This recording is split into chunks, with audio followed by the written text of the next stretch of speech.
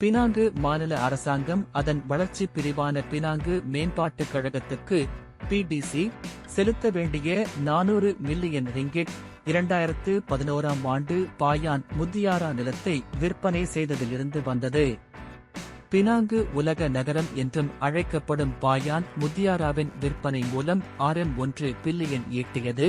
இது 2011 மற்றும் 2018க்கு இடையில் மாநில கருவூலத்தில் டெபாசிட் செய்யப்பட்டது என்று பினாங்கு முதலமைச்சர் சௌகோன் இயோ கூறினார்.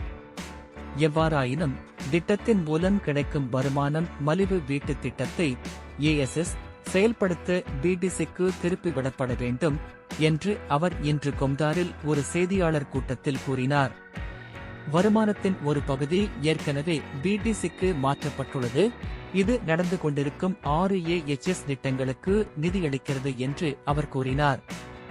6 திட்டங்கள் பண்டார் காசியா கட்டம் 1, 10 காவான் Bayan லெபாஸ், பட்டர்வொர், பிண்டாசன் Cecil, George down, Mach மாண்டின், செபரான் Vraie மற்றும் பண்டார் காசியா கட்டம் 4, 10 கவான் ஆகியவற்றில் அமைந்துள்ளன.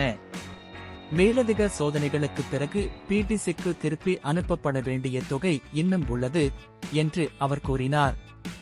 பிடிசி தலைவராகவும் இருக்கும் சோ நிலுவைத் தொகையை ஈடு செய்வதை அரசு நோக்கமாக கொண்டுள்ளது என்றார்.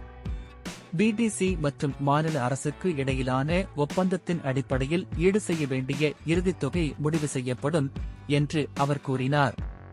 2011 கையெழுத்திடப்பட்ட கொள்முதல் மற்றும் மேம்பாட்டு ஒப்பந்தத்தின் அடிப்படையில் இந்த முடிவு இருக்கும் என்றும் மாநில நிர்வாக குழு இறுதி முடிவை எட்டிய பின்னர் கூடுதல் விவரங்கள் அறிவிக்கப்படும் என்றும் அவர் கூறினார்.